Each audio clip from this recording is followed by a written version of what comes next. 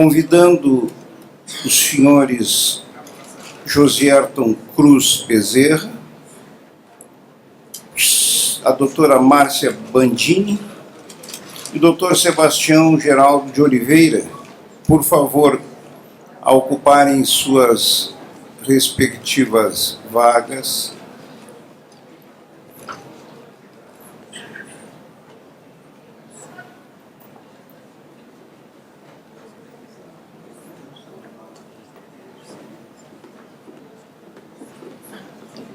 Salvamos hoje, mas tivemos uma questão que o meu lado direito.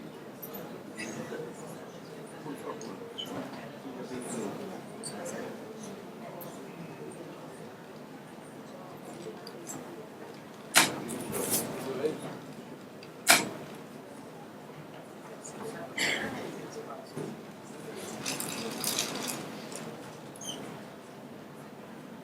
senhores, esta mesa redonda tem uma finalidade, como todo o dia de hoje, bastante polêmica, identificada com o binômio legislação e conflitos. O colega Alberto Carvalho de Almeida, que me acompanha na secretaria, juntamente com os demais expositores, estarão recebendo este grupo seleto e oferecendo a oportunidade de discussão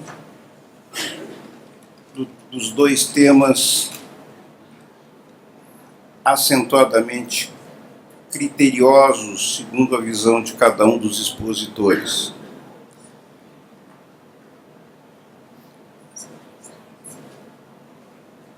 Ela me sopra aqui no ouvido que são 3 temas. Então vamos convidá-la, por uma questão de gentileza, a que faça a exposição do primeiro deles. Por favor, doutora. Já está? Então vamos. Trabalho insalubre e a gestante, exposição a ser feita pelo Dr. Sebastião Geraldo de Oliveira, desembargador do TRT da Terceira Região. Por favor, com a palavra.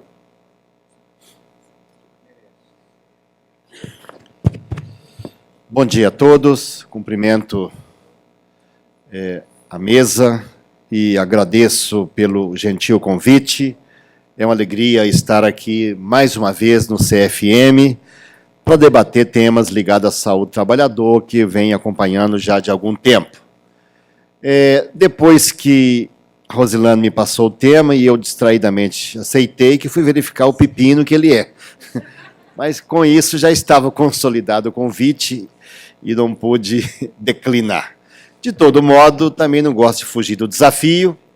Vamos tentar trazer algumas reflexões a respeito desse tema do trabalho insalubre e a gestante.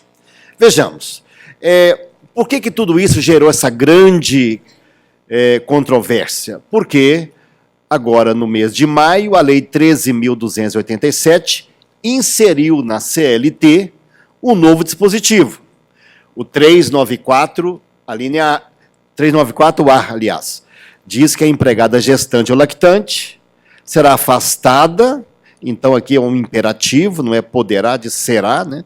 Enquanto durar a gestação e a lactação de quaisquer atividades insalubres, mas não tem suspensão do contrato, porque diz que devendo exercer suas atividades em local salubre.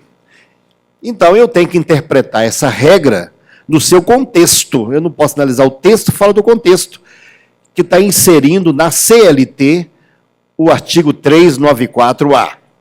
Para isso, vamos verificar, então, que a CLT, no capítulo 3 do título 3, tem aí 29 artigos que tratam da proteção à maternidade, que está em diversas seções regulamentadas, e esse dispositivo mencionado insere o artigo 394A, que eu tenho que interpretar em harmonia com o sistema, com os demais dispositivos da CLT. Pois bem, vamos verificar um pouco o que era antes. Antes, a Constituição de 67, antes da Constituição de 88, também proibia o trabalho insalubre às mulheres. Dizia essa Constituição, no inciso 10 do artigo 158, que era proibido o trabalho insalubre a menores, né, de 12 anos e a menor de 18, em indústrias insalubres, e estes, ou seja, o trabalho insalubre, as mulheres. Havia essa proibição, estava na Constituição de 67. Mas a CLT, para regulamentar esse dispositivo da Constituição, estabeleceu no antigo artigo 387, que era proibido o trabalho da mulher, tá aí nos subterrâneos, nas minerações em subsolo, nas pedreiras e obras de construção pública ou particular.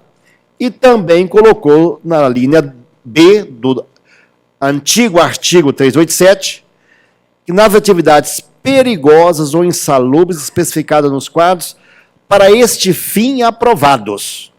Então, veja bem, isso não é novidade do nosso sistema. Havia previsão na Constituição anterior, depois no artigo 387 anterior, que estabelecia a vedação da mulher no trabalho insalubre ou periculoso.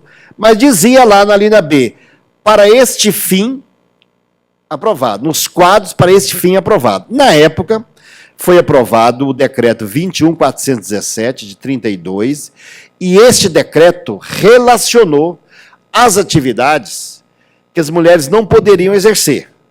Relacionou 5 grupos de atividades. Primeiro, um grupo de emanações nocivas, não vou ler tudo isso, mas está indicado vários tipos de atividades que a mulher não poderia exercer, dentre eles aí galvanoplastia, trabalho com esmalte, limpeza e trabalho em matadouros, enfim, diversos tipos que não poderia exercer, desse decreto 21.417 de 1932. O segundo item, perigo de acidentes, indicava aí também os trabalhos que não poderia a mulher exercer. Perigo de envenenamento, necessidade de trabalho atento e prudente, poeiras e vapores nocivos. Vejam que a previsão nesse dispositivo era vedação à mulher e não à gestante. Vedação completa à mulher do trabalho insalubre, mas o trabalho insalubre relacionado nos quadros, para este fim aprovado, e os quadros são esses aqui, que eu mencionei do decreto 21.417 de 32. Bem, para fazer toda essa interpretação, tecnicamente falando, eu preciso verificar a hierarquia das regras jurídicas. Em primeiro lugar está a Constituição, depois vem aí as convenções da OIT, lei ordinária e os regulamentos, os atos administrativos que estão ali em hierarquia inferior. Fazendo então essa análise, aquele dispositivo que eu li para vocês, o 387, foi revogado porque a Constituição de 88 assegurou igualdade de direitos entre homens e mulheres. Está lá no artigo 5º. Sabendo que o trabalho da mulher já era, historicamente, discriminado, muito por preconceito de imaginar a fragilidade da mulher, quando nós sabemos que hoje, na realidade, é o contrário, né? A mulher está vivendo 5 ou 6 anos a mais do que o homem, tanto que hoje em dia os personal lovers estão recomendando que o homem de juízo procure a mulher para se casar com 5 ou 6 anos a mais, para ver se empata no final. Mas na época havia aquela ideia da fragilidade da mulher. Então, sabendo disso, o artigo 7º da Constituição indica no inciso 20 o quê? Proteção do mercado de trabalho da mulher mediante incentivos específicos. É uma maneira de contrabalançar esse preconceito do acesso da mulher ao mercado de trabalho. Isso aqui, então, é o panorama constitucional. Bem, a OIT tem uma convenção ratificada sobre proteção à maternidade. Essa está ratificada no Brasil pelo decreto 58.820, a 103. Então, essa disposição da OIT, da Convenção 103, e detalhe importante, a Convenção no Brasil tem força supralegal, está acima da CLT. O Supremo já decidiu isso. Ela é infraconstitucional, mas ela é supralegal. Ela derroga a lei ordinária. Diz essa convenção, então, o direito da mulher a se ausentar do trabalho, mas tem um dispositivo importante que eu estou aí assinalando no item 4 do artigo 4º.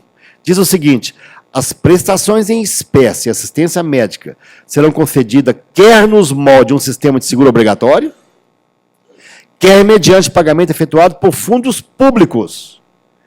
Por que isso? O item 8 aí indica que, em hipótese alguma, deve o empregador ser tido como pessoalmente responsável pelo custo das prestações devidas às mulheres que ele emprega. A ideia que a OIT prega é o seguinte: olha, ou fundo público ou previdência, mas o empregador não deve ser onerado pelo fato de empregar uma mulher, porque senão a discriminação que já existe vai ser ainda mais acentuada.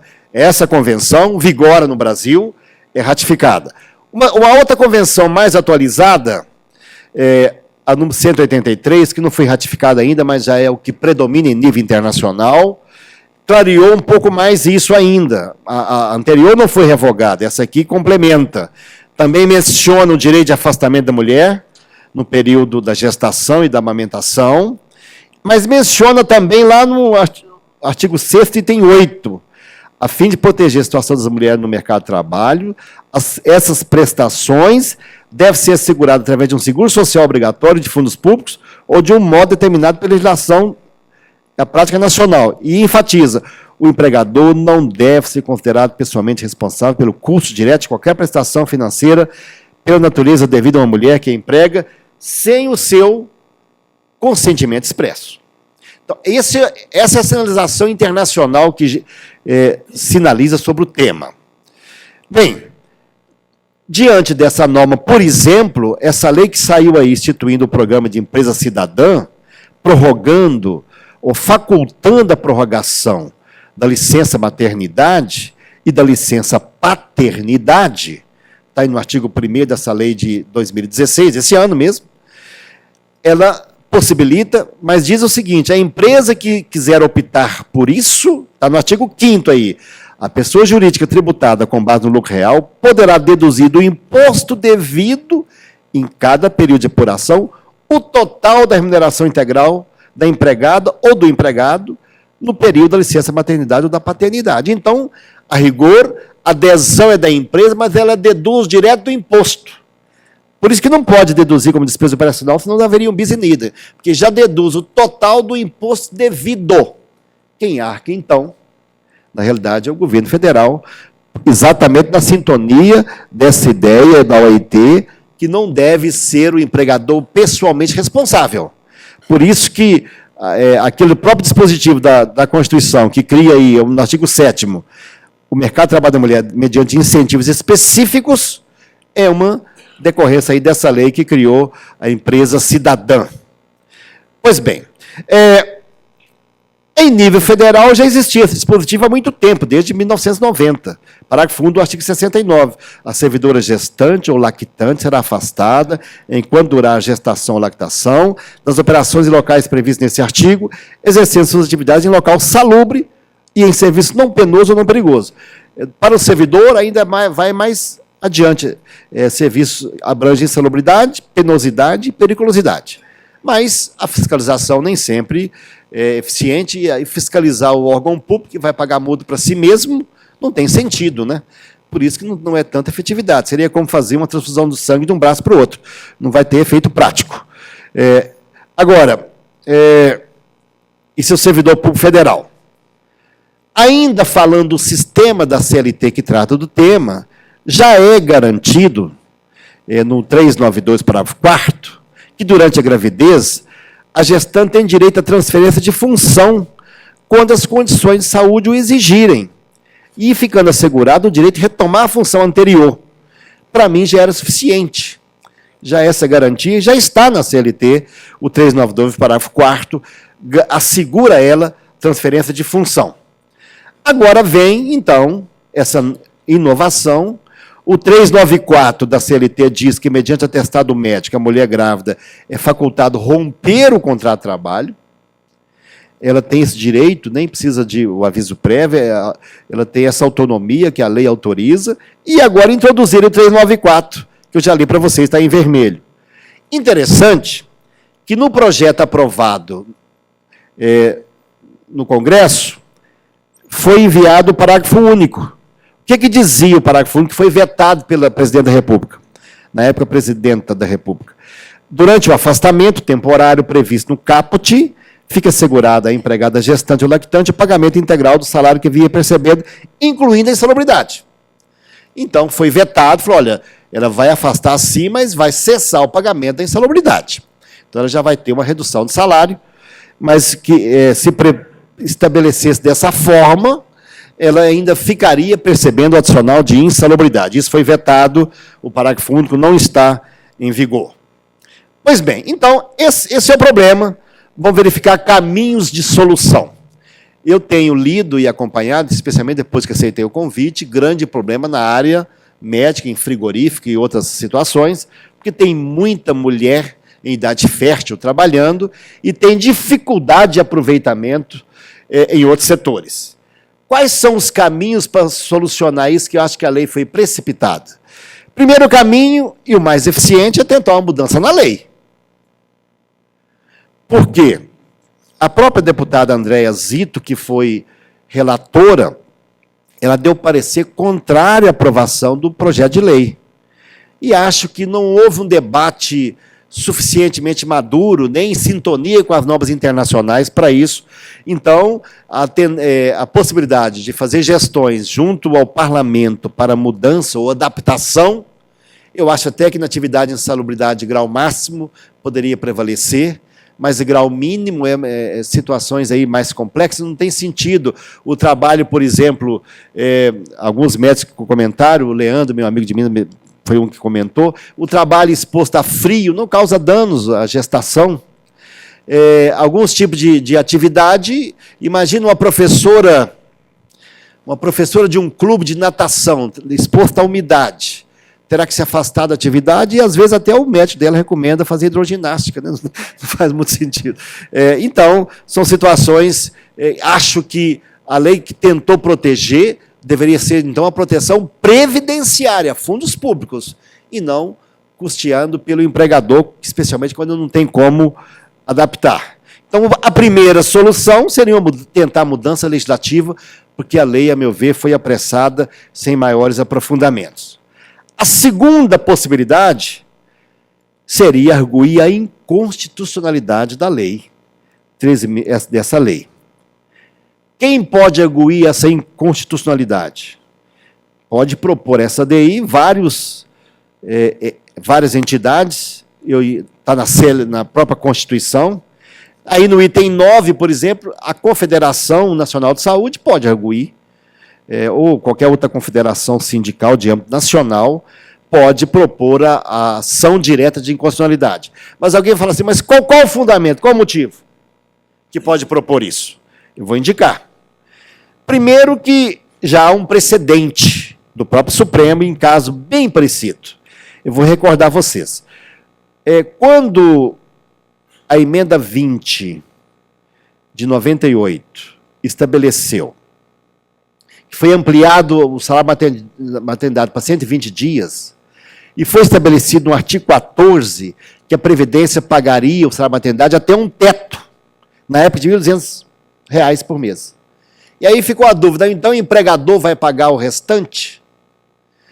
O Supremo Tribunal Federal, julgando a inconstitucionalidade da própria emenda à Constituição, decidiu, nessa ADI, Ação Direta de Inconstitucionalidade de 1946, o seguinte: o legislador brasileiro, a partir de 1932, e mais claramente desde 1974, vem tratando o problema da proteção à gestante cada vez menos como um encargo trabalhista do empregador e cada vez mais como de natureza previdenciária. Na verdade, disse o Supremo, se entender que a Previdência Social doravante responderá apenas pelo teto de R$ 1.200 por mês, durante a licença gestante, e que o empregador responderá sozinho pelo restante, ficará sobremaneira facilitada e estimulada a opção do patrão pelo trabalhador masculino, ao invés da mulher trabalhadora. Estará, então, propiciada a discriminação que a Constituição buscou combater quando proibiu diferença de salário, de exercício de funções e de critério de admissão por motivo de sexo. Proibição que, em substância, é um desdobramento do princípio da igualdade. E o Supremo entendeu o quê? Que aquele artigo 14 da Emenda Constitucional número 20, de 98, era inconstitucional e derrogou esse artigo. Fazendo esta analogia, quando se pretende atribuir ao empregador que aquele que não tiver como recolocar a trabalhadora, imagina um grande hospital, tem lá muitas mulheres em idade fértil, enfermeiras e outras mais, não tem como recolocar em função compatível, não posso colocar uma médica na portaria, é incompatível com a função, não é um trabalho que tem compatibilidade razoável.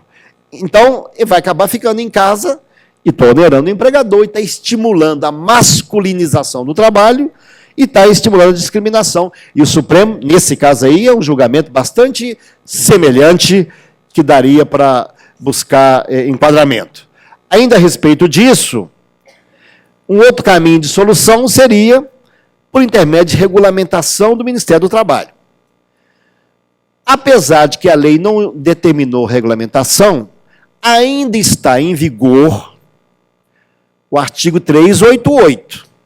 Esse artigo 388, na época da Constituição anterior, que vedava o trabalho da mulher em atividades perigosas ou insalubre, que ainda está em vigor, diz o seguinte: em virtude do exame parecido à autoridade competente, o Ministério do Trabalho, Indústria e Comércio, como chamado na época, poderá estabelecer derrogações totais ou parciais às proibições, aqui alude o artigo anterior, que vedava o trabalho insalubre, quando tiver desaparecido nos serviços considerados perigosos ou insalubres, todo e qualquer caráter perigoso ou prejudicial mediante a aplicação de novos métodos de trabalho ou pelo emprego de medidas de ordem preventiva.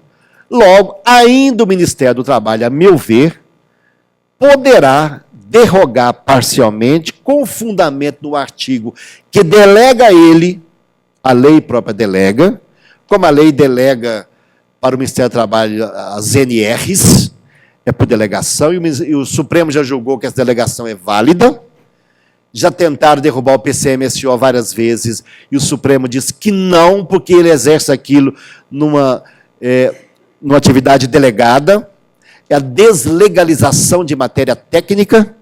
Então, aqui também, pelo 388 da CLT, que ainda está em vigor, entendo que o Ministério do Trabalho não estaria incorrendo em ilegalidade, porque a própria lei, da mesma hierarquia, autoriza ele a fazer isso no 388, que se abrir a CLT vai perceber lá que ainda está em vigor. Seria um segundo caminho, aliás, um terceiro caminho, né? Falamos, o primeiro, revogar a lei no parlamento. O segundo, ação direta e consolidada no Supremo. O terceiro, essa indicação do Ministério do Trabalho. O quarto caminho pode ser, no caso concreto, uma ação judicial. O empregador que se sentisse lesado, falou, olha, eu não tenho como fazer este afastamento, entendo que não é lesiva, a pessoa que trabalha numa cardiologia, por exemplo, a médica que atua lá, suas atendentes, acho que aquilo não vai causar danos, a não ser numa gravidez de alto risco, mas aí tem que ter afastamento mesmo, não vai prejudicar. E sendo assim, até estou trazendo aqui um exemplo de uma outra lei, que a justiça interpreta com razoabilidade. Veja bem, isso aqui fazendo uma analogia. O artigo 93 da Lei 8.213 diz que toda empresa com mais de 100 empregados deve ter, nos seus quadros, de 2% a 5% de trabalhadores deficientes ou reabilitados nos seus quadros. Só que é o seguinte, tem empresa que não tem como fazer isso. Aí vai lá o fiscal, empresa de ônibus. Onde eu vou colocar os reabilitados? Para dirigir um ônibus? Não tem jeito, reabilitado. Vai lá e lavra o auto de fração. Olha, essa empresa aqui tem 800 trabalhadores, deveria ter 4%, deveria ter, portanto, 32 deficientes, não tem. Lavra o auto de fração. E aí o pessoal vai na justiça tentando, fala, olha, eu tentei, eu não consegui. Olha a decisão recente do TST sobre isso. Empresa que procurou dar cumprimento à norma.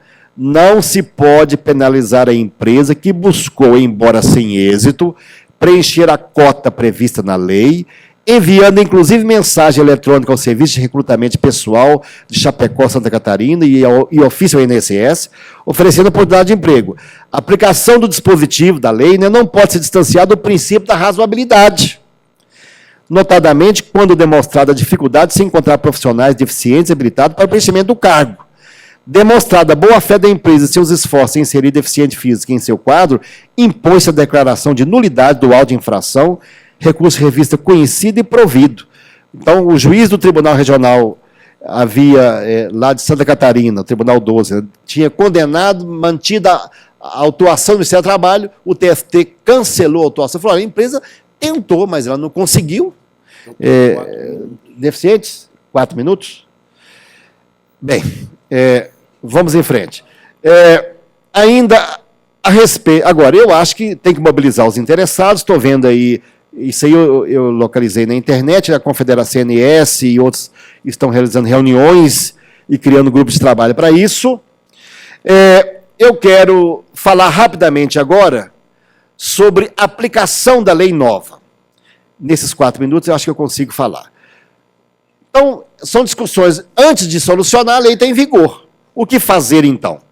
Primeiro ponto que pode gerar dúvida.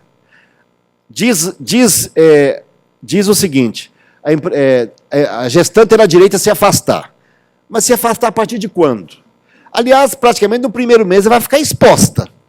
Porque a mulher só vai tomar conhecimento da gravidez por volta de mais de 20 e poucos dias, quase um mês, na prática. E aí, como que o empregador vai tomar conhecimento disto? O tempo foi prorrogado. Só mais um pouquinho, então. Uns 5 ou 6 minutos. Tá bom. Agradeço, aliviado. Então, veja bem, a empregada deve...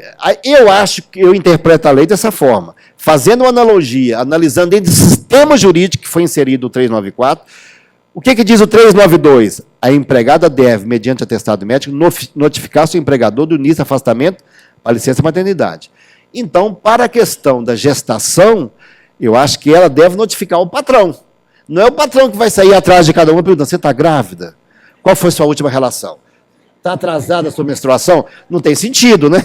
A própria lei 9.029 menciona que constitui crime exigir teste de gravidez, de estado de gravidez, é crime, que é uma forma de discriminar. Então, como vai se dar? A meu ver, a empregada tem que notificar, fazendo a analogia com 392, notificar o patrão. Segundo, digamos então que ela notifica o patrão e fala, não tem como transferir. Se houver resistência, é um direito dela transferir. Aí ela pode pedir à gestante rescisão indireta. O que é rescisão indireta? Justa causa do empregado ao patrão. Quando o empregador está criando todos os percalços para forçar a pedir demissão, é que cabe essa rescisão indireta. Aí ela vai ter direito como se dispensada fosse, inclusive com todo o pagamento do período da estabilidade. Se o patrão não quiser afastá-la, ela tendo direito a isso, cabe a rescisão indireta. A não ser que ele consiga uma medida judicial, o direito de não afastar. Aí a medida judicial deferindo, teria direito. Cabe ainda nessa situação denúncia ao Ministério Público, fiscalização ao Ministério do Trabalho ou ao sindicato da categoria. Pois bem, prosseguindo aqui, e se houver danos causados à gestante no local insalubre? Não afastou, o patrão nem sabia da lei, ela ficou exposta lá, prejudicou o feto, ele nasceu, a própria gestante. Aí cabe indenizações, se houver aborto ou alguma dano comprovado. Se houver nexo causal e comprovar que foi o trabalho que causou, e se esse argumento de que não afastou no período de insalubridade cria uma presunção, mas depende de prova também, se tiver uma decisão. E aí cabe danos materiais, pode ser até que se nascer a criança com um defeito ou um problema em razão disso, ela pode ter que pagar a vida inteira o tratamento dessa criança, pode ter danos morais e pode ter multa trabalhista, se ela não se afastar e causar dano. Se não causar dano, não cabe indenizações. Indenização quando tem prejuízo. E até responsabilidade penal. Outra questão da aplicação. Essa lei se aplica qual o âmbito dela? Já me perguntaram, cabe para trabalho periculoso? Não. A lei de exceção tem que ser interpretada estritamente. No nível federal fala periculoso, insalubre ou penoso. Para a CLT só fala insalubridade. Logo, só deve ficar restrita a atividade insalubre, periculosa, a não ser que haja indicação médica. Outra questão. Qual o período de amamentação ou lactação? Aí eu acho que vamos aplicar, por analogia, que está aí no 394, fala, deve ser afastado durante a lactação ou gestação. Eu acho que devemos aplicar, por analogia, o 396. O que diz o 396? Que é da CLT. Para amamentar o próprio filho, até que este complete 6 meses de idade, é um prazo. Então, eu considero a lactação 6 meses, que é o que parece, há um consenso em organismos internacionais, Unicef, OMS, que o período obrigatório de aleitamento, ideal de 6 meses, pode ultrapassar, mas aí o 396 diz que nesse período ela tem direito durante a jornada. Então, eu daria esse período de afastamento só até 6 meses, aplicando o 396 da própria CLT. Diz o parágrafo único, quando exigir a saúde do filho, pode então ser dilatado esse período, mas aí por um atestado médico que vai exigir dessa forma. Aí, uma outra questão que vale a pena refletir, que a própria CLT autoriza a pessoa jurídica a associar-se à entidade de formação profissional, sociedades civis ou cooperativas para desenvolver programa de incentivo ao trabalho da mulher. Então, é válido, a meu ver, que essas entidades criem associações com outras até para aproveitar essa mão de obra da gestante no período. O 390E autoriza isso. É uma forma de aproveitar em conjunto a mão de obra para evitar essa masculinização. Está também no 390, letra E. E aqui uma última questão para mencionar, que veja bem, como interpretar o trabalho da gestante, especialmente na área de vocês. Aqui tem algumas discussões na justiça sobre o que é insalubre. O grau máximo é fácil, pacientes em isolamento, ou então lidar com carnes, vísceras, sangue, ossos de animais portadores dessas doenças aí, carbunculose, brucelose, tuberculose. Grau máximo, eu não tenho dúvida, tem que se afastar mesmo, não tem, aqui é mais tranquilo. Mas veja bem, o grau médio. Diz o anexo 14 que cabe o afastamento de trabalhos em contato permanente com pacientes, né, em hospitais, serviços de emergência, enfermaria, ambulatório, postos de vacinação e outros, mas aí está mencionando, aplica-se unicamente ao pessoal que tenha contato com os pacientes, bem como manuseia objetos de uso desses pacientes. Aí fica essa dúvida, o que é paciente, o que é contato? Contato, pela etimologia, é o sentido do tato, né? Não tem contato visual, não teria contato, né? Aí vem a dúvida, objeto, o que é objeto? A carteira de identidade do plano de saúde seria um objeto? Parece que não, que você não vai esterilizar a carteira de identidade, né? O carteirinha do plano de saúde. Então, tem que interpretar com certo cuidado esse dispositivo. Talvez aí, em razão disso, possa até o Ministério do Trabalho clarear um pouco mais essa norma, porque eu tenho julgado muitos casos assim, aparece, o porteiro ajudava a carregar paciente, descer da ambulância. Tinha contato? Ok. Mas se ele tinha contato com o paciente, se não tivesse contato, não. Mas fica essa dúvida, o que é o objeto pessoal?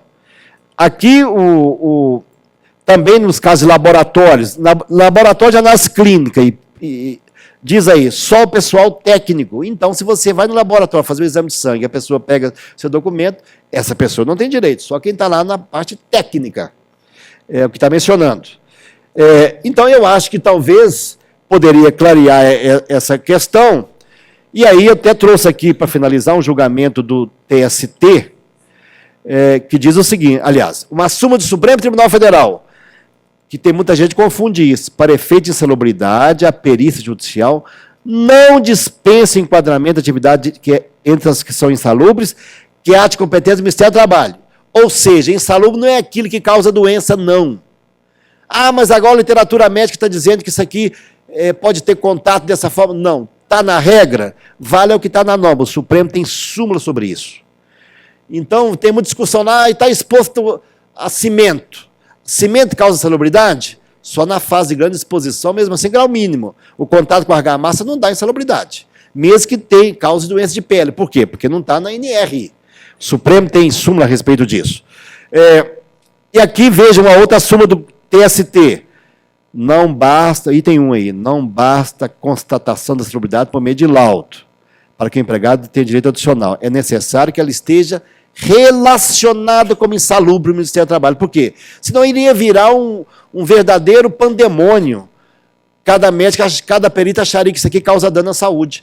Tem que estar na NR. E aqui, verificar um julgamento recente, esse julgamento é da SDI, ou seja, SBDI, seção, está acima de turma, é a seção uniformizadora do Tribunal Superior. Olha um caso que ele julgou interessante sobre isso. Adicional de insalubridade, trabalha em locais destinados a atendimento socioeducativo de menor infrator, Fundação Casa, não enquadramento da atividade no rol do anexo 14. Diz aqui a seção do TST, esta Corte Superior, por meio do item 1 da súmula 448, pacificou o entendimento de que não basta constatação de insalubridade por meio de laudo pericial para que o empregado tenha direito ao adicional, sendo necessária a classificação pelo Ministério do Trabalho. Por outro lado, para a jurisprudência da seção de direito individual do TST, o contato com o paciente ou materiais infecto-contagiosos em locais destinados a atendimento socioeducativo do menor infrator não encontra previsão no artigo 14, pelo que é indevida insalubridade. Que também, pelo que quem trabalha lá não é local insalubre para gerar o afastamento da gestante. Doutor. Bem, pessoal, era isso. Muito obrigado, agradeço pela oportunidade.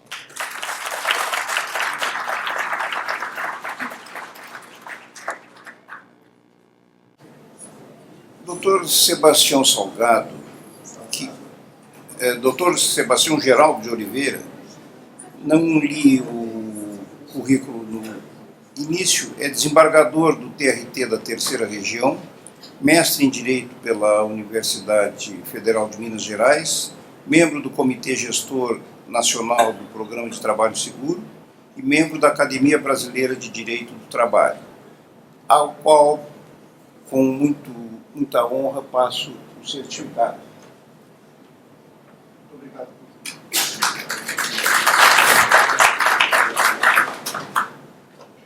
Dando continuidade, como os senhores podem observar, a doutora Rose e seu grupo organizador não por acaso selecionaram assuntos e temas que a dinâmica das relações empregador-empregado proporcionam.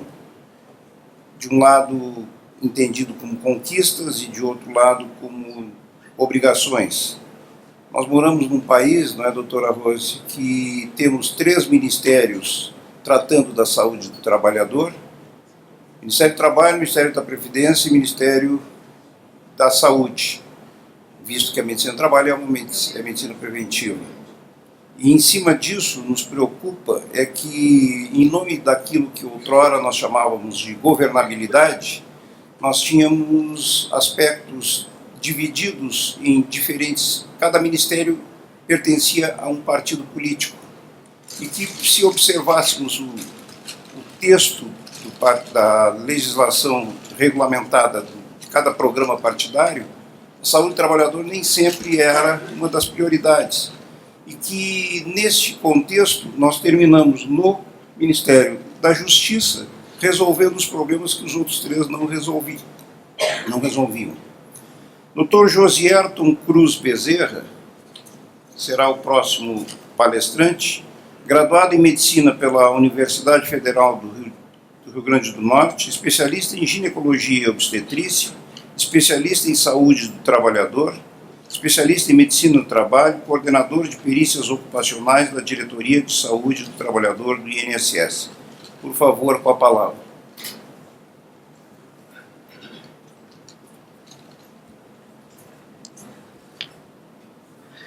Bom dia a todos. Gostaria de agradecer a organização do evento, para chamar a gente para fazer essa fala, que é bastante interessante. Cada vez mais a gente vê com satisfação essa aproximação da medicina previdenciária com a medicina do trabalho. Isso é um movimento muito importante que nós temos que fazer para que a gente, no final das contas, consiga atender o objetivo em comum, que é a saúde do trabalhador. Doutor Sebastião, também gostaria de repetir a sua fala quando se disse assim, a amiga Rosilane nos deu um tema bastante complexo, e eu até liguei para ela e disse, Rosilane, você tem certeza disso? Você é minha amiga mesmo? Mas, assim, faz parte, vamos tentar esclarecer as coisas.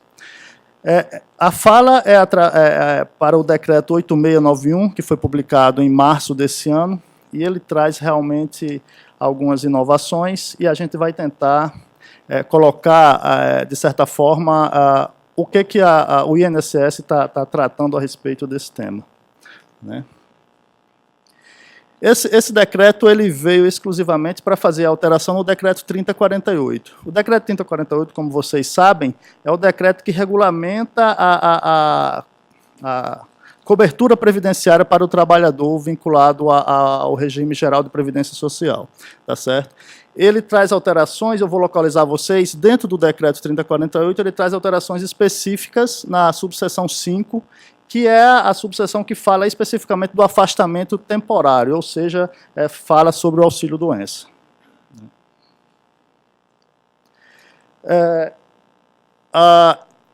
Para o trabalhador passar por avaliação pericial na Previdência Social, todos sabem que o afastamento tem que ser superior a 15 dias. Então, outra especificidade. Então, esse decreto também só se aplica àqueles trabalhadores que se ausentaram do trabalho e que tiveram um afastamento superior a 15 dias, provocando, assim, a concessão do benefício através da Previdência Social. Quais são... o que traz de inovação esse decreto? Ele fala que a ratificação para o pagamento desse benefício, que anteriormente a sua publicação é restrita especificamente à realização de perícia médica pelo INSS, ele traz a possibilidade da liberação do benefício através de realização de perícias médicas pelo Sistema Único de Saúde, e ele traz também a possibilidade do reconhecimento do benefício através do reconhecimento da incapacidade por recepção de documentação médica do segurado. Tá certo? Então, a polêmica efetivamente está nesses dois itens que eu falei para vocês, que, de certa forma, abre uma possibilidade de concessão do benefício que era anteriormente exclusiva à avaliação médico-pericial pelos colegas peritos médicos da Previdência Social. Em relação à perícia médica realizada pelo SUS, o que estimulou a publicação desse decreto no início do ano, é uma discussão bem antiga que é feita dentro da Previdência Social, na verdade, a possibilidade de nós darmos chance àquele trabalhador em locais onde a Previdência Social não consegue ter um atendimento efetivo, para que aquele trabalhador faça jus àquele benefício quando ele se tornar incapaz, tá certo? O que acontece na prática, em relação a essa normatização, o decreto foi publicado e está em vigor, é que, na verdade, de fato, isso ainda não está operacionalizado, tá certo? Por quê? E aqui eu coloco alguns pontos e, ao mesmo tempo, vou fazendo algumas observações a respeito para que a gente vá discutir esse tema. É um tema que está em aberto ainda, não está, na prática, não se operacionalizou, e eu acho que, na verdade, cabe ainda uma discussão bastante ampla para que a gente consiga efetivamente cumprir o que esse decreto está trazendo. Depende de normatização pelo próprio INSS. A gente, no momento, ainda tem essa discussão interna ainda não consolidada, por isso que essa realização de perícias médicas pelo SUS ela ainda não está no dia a dia, quando o trabalhador se afasta, por conta de uma série de questões que, posteriormente, eu vou esclarecer também. Outro fator é que a cooperação depende de ato conjunto entre o Ministério da Saúde, no caso, que faz a gestão do SUS, e agora, na época, o Ministério do Trabalho e Previdência Social, que agora o INSS está vinculado ao Ministério do Desenvolvimento Social e Agrário. Então, há ainda essa necessidade, especificamente, do atendimento pelo SUS, dessa regulamentação, dessa normatização, tanto por parte do INSS, quanto por parte do Ministério da Saúde. Tá certo? Em relação à efetivação da perícia no SUS, no Sistema Único de Saúde, eu trouxe alguns pontos aqui que a gente traz para a reflexão, para que a gente entenda a dificuldade disso e as complicações, e apesar do decreto ser trazido com a intenção de trazer benefício para o trabalhador, ou seja, facilitar a concessão desse benefício para o trabalhador, mas existem outros pontos que a gente precisa tratar com maior segurança e tranquilidade. Necessidade de conhecimento da legislação previdenciária. Eu falo dessa necessidade, assim, para nós concedermos um benefício previdenciário, a gente precisa do conhecimento médico, que nós todos temos, e aí a especialização ela nos ajuda, mas também quem não é especialista, pela própria formação, como foi posto, inclusive, hoje pela manhã aqui pelo doutor Carlos, existe essa possibilidade de avaliação da doença, só que, além da avaliação da doença, existe outro ponto, que é a relação dessa doença com a atividade que aquele trabalhador exerce. Então, essa junção da avaliação da doença com a função que o trabalhador exerce para eleger ou não a sua incapacidade para o trabalho é importantíssimo. E a gente sabe que, muitas vezes, o colega que está atendendo no pronto-socorro do SUS ou num posto de saúde do SUS, ele não tem essa clareza de fazer essa relação da junção da doença, que vai estar presente com o trabalhador, e da relação com a atividade que ele exerce para realmente caracterizar a incapacidade. Além disso, por isso que a gente chama a atenção desse conhecimento, da necessidade de conhecimento da legislação previdenciária. Outro ponto que a gente traz para a discussão é a questão da ética médica. O perito, o próprio Código de Ética Médica fala que o médico assistente não pode ser perito do seu paciente. E isso traz uma outra repercussão, que, ou seja, se o decreto ele é colocado para aqueles locais onde a própria Previdência Social não está conseguindo atender de forma adequada ao trabalhador, isso poderá levar, inclusive, a um prejuízo da própria atuação do SUS. Por quê? Porque aquele médico, em sendo perito, ele vai ficar impossibilitado de fazer assistência. Então, isso é um ponto que a gente trata lá dentro da Previdência, que a gente tem que tentar resolver e ver a viabilidade disso ou não, assim, sem obrigatoriamente ferir o que o próprio Código de Ética Médica traz para a gente. E uma outra complicação bastante preocupante que a gente discute quando traz esse tema é a questão do uso político desse decreto nesses municípios onde nós não temos a assistência previdenciária.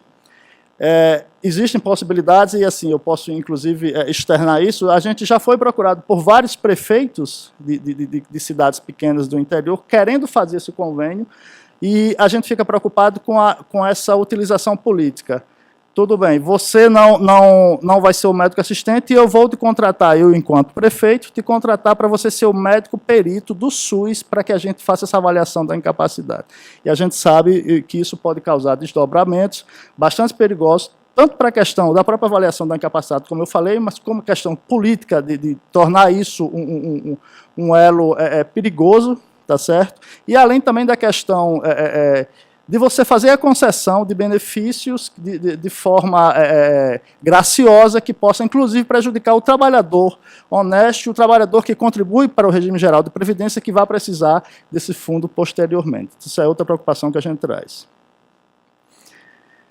Com relação, agora, eu falei no tópico, levei em consideração alguns tópicos da realização pelo SUS, e agora eu vou tratar de alguns pontos da questão do reconhecimento da incapacidade por recepção de documentação pelo médico segurado. A Previdência, quando publicou esse decreto, tinha a intenção de liberar o benefício para o trabalhador sem que ele obrigatoriamente precisasse passar por perícia médica da instituição, tá certo? Obviamente, o que provocou esse movimento é exatamente essa, que todos sabem, a impossibilidade que nós temos atualmente de conseguir absorver essa demanda trazida pelos trabalhadores afastados para que a gente conceda esse benefício. Então, a intenção foi essa. Só que isso também tem algumas consequências.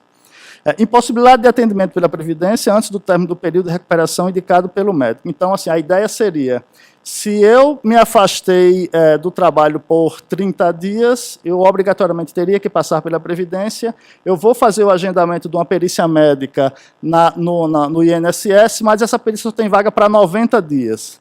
A ideia seria que eu consiga voltar ao trabalho nesses 60 dias e, como prova de minha volta da capacidade laboral, seria atestada exclusivamente pelo atestado do médico assistente.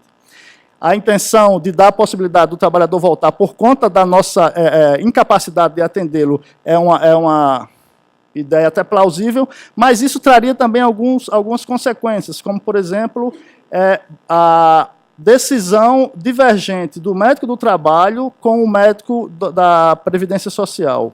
Como isso? Esse dispositivo permite que o trabalhador volte para o seu trabalho, tendo como referência aquele atestado médico. Entretanto, não está desobrigado a realização da perícia, mesmo com 90 dias. Então, teoricamente, chegando os 90 dias, o trabalhador iria realizar a sua perícia e iria ser feita aquela ratificação dos 60 dias que ele trouxe através do atestado do médico assistente. Porém, isso não é uma certeza. E a gente também tem que entrar, inclusive, em questões trabalhistas, como, por exemplo, eu, particularmente, aqui em Brasília, fiz muitas perícias de trabalhadores do ramo bancário que precisam, na intenção deles, retornar ao trabalho o quanto antes, porque eram trabalhadores que tinham cargo em comissão, que eles atingiam o pagamento do benefício do INSS no limite, no teto, porém aquele valor era inferior ao que rotineiramente ele recebia, então o trabalhador se sentia forçado, mesmo incapaz, a retornar ao trabalho por conta dessa questão financeira. Então isso é um problema que a gente alerta, que a gente vai precisar discutir bastante, porque se nós permitirmos esse tipo de movimento, pode haver essas consequências, tá certo? Outra coisa que seria, a princípio, óbvia, que é a questão do reconhecimento da incapacidade nos trabalhadores que estão internados. E aí eu chamo a atenção para o problema, não é nós ratificarmos, nesse caso específico, através de atestado médico do médico assistente, a incapacidade. Obviamente, o trabalhador que está em um hospital internado, ele está incapaz. Só que a questão que a gente chama a atenção não é essa. A questão que a gente chama a atenção é da possibilidade daquela incapacidade ela ter tido alguma relação com o trabalho, ou seja, aquilo ser um acidente de trabalho. E se nós ratificarmos meramente através do médico assistente esse atestado, esse trabalhador vai ter o direito ao benefício previdenciário, porém, nós estaremos, de certa forma, estimulando uma subnotificação do acidente de trabalho. Nós não estaremos avaliando, pela ótica previdenciária, a causa desse afastamento e fazendo essa relação do afastamento com um ambiente de trabalho que poderia ter sido um ambiente nocivo. Então, essa coisa que a gente discute internamente com relação a esse decreto. Para finalizar, o tema é bastante polêmico, então eu fiz essa abordagem mais ampla para estimular o pensamento e a discussão, que é a da realização da perícia médica pelo próprio INSS. Só recapitulando, antes da publicação do decreto, a única possibilidade de liberação de benefícios por incapacidade era através da perícia médica do INSS. Com a publicação, criou-se essas outras duas possibilidades, ou seja, possibilidade de liberação de benefícios através de perícias médicas realizadas pelo SUS e possibilidade de concessão de benefício através da mera apresentação do atestado médico do médico assistente. Na verdade, todo esse movimento feito nada mais é do que a demonstração de que nós, enquanto instituição, Previdência Social, especificamente INSS, a gente não está conseguindo absorver essa demanda de solicitação de benefício. Só para que vocês tenham uma ideia, nos últimos 10 anos, a quantidade de trabalhadores segurados pelo regime geral de Previdência Social passou de 35 milhões de beneficiários, de 35 milhões para quase 70 milhões. Então, houve um aumento enorme de possíveis beneficiários do regime geral de Previdência. Paralelamente a isso, a carreira da perícia médica previdenciária, ela foi uma carreira que teve o auge em 2004, 2005, com a realização de 2005 2006 de vários concursos, foi quando nós tivemos a maior quantidade de peritos dentro da instituição, e posteriormente a isso é uma carreira que vem